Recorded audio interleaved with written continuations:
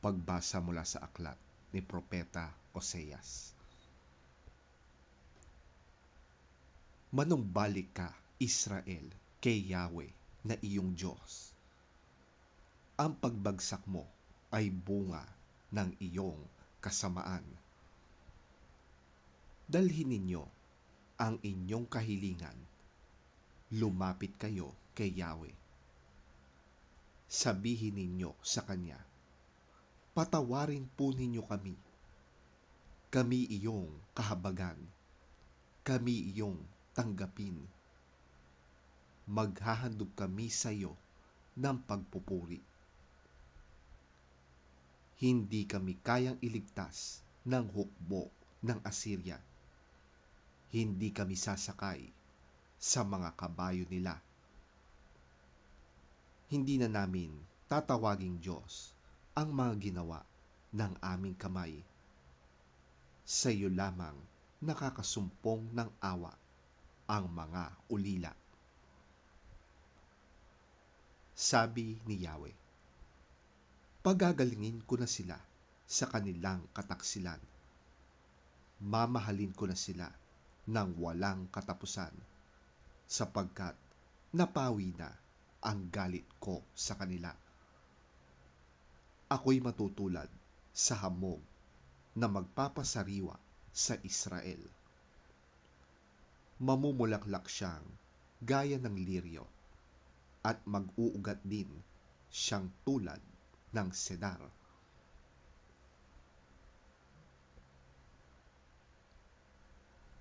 Kanyang mga sanga ay darami.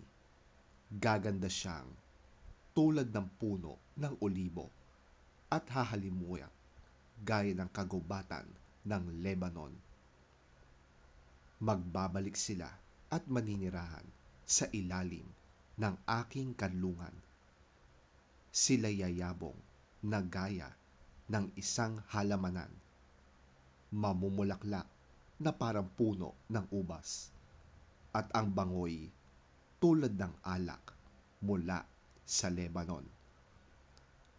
Ephraim, lumayo ka na sa mga Diyos-Diyosan. Ako lamang ang tumutugon at nagbabantay sa iyo. Ako'y katulad ng sipres na laging luntian, at mula sa akin ang iyong mga bunga. Unawain ng matalino ang mga bagay na ito, at dapat mabatid ng mga marunong. Matuwid ang mga kaparaanan ni Yahweh, at ang mabubuti doon lumalakad. Ngunit nadarapa ang mga masuwayin.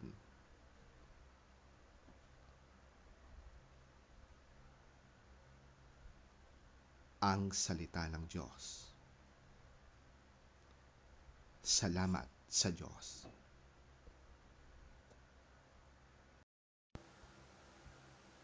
Ang mabuting balita ng Panginoon ayon kay San Mateo. Papuri sa iyo, Panginoon. Tingnan ninyo, isinusugo ko kayo na parang mga tupa sa gitna ng mga asong gubat. Kaya't maging matalino kayong gaya ng ahas, at maamo na gaya ng kalapati. Mga alagad ko, mag-ingat kayo, sapagkat kayo'y darakpin at isasakdal sa mga Sanedrin. Hahagupitin kayo sa kanilang mga sinagoga, at dadalhin kayo sa mga gobernador at mga hari nang dahil sa pagsunod ninyo sa akin, upang magpatotoo sa kanila at sa mga hentil.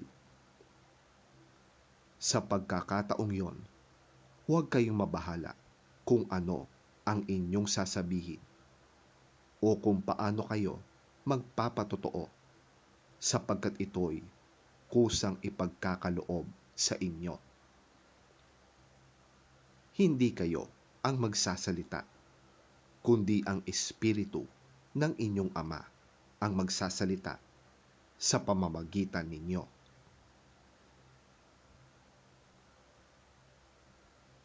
Ipagkakanulo ng kapatid ang kanyang sariling kapatid upang ipapatay. Gayon din ang gagawin ng ama sa kanyang anak, at lalabanan ng mga anak ang kanilang mga magulang at ipapapatay ang mga ito. Kapopootan kayo ng lahat dahil sa pagsunod sa akin. Ngunit ang mananatiling tapat hanggang wakas ang siyang maliligtas. Kapag inusig kayo sa isang bayan, tumakas kayo sa kasunod. Tandaan ninyo, bago ninyo mapuntahan ang lahat ng bayan ng Israel, darating na ang anak ng tao.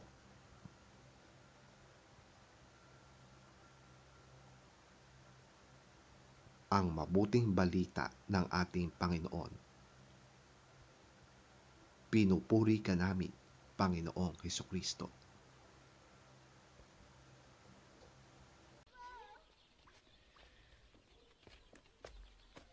I am sending you out like sheep among wolves. Therefore be as shrewd as snakes and as innocent as doves.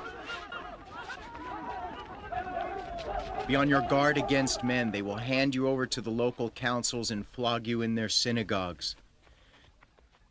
On my account you will be brought before governors and kings as witnesses to them and to the Gentiles. But when they arrest you, do not worry about what to say or how to say it. At that time you will be given what to say. For it will not be you speaking, but the Spirit of your Father speaking through you. Brother will betray brother to death, and a father his child. Children will rebel against their parents and have them put to death. All men will hate you because of me. But he who stands firm to the end will be saved. When you are persecuted in one place, flee to another. I tell you the truth, you will not finish going through the cities of Israel before the Son of Man comes.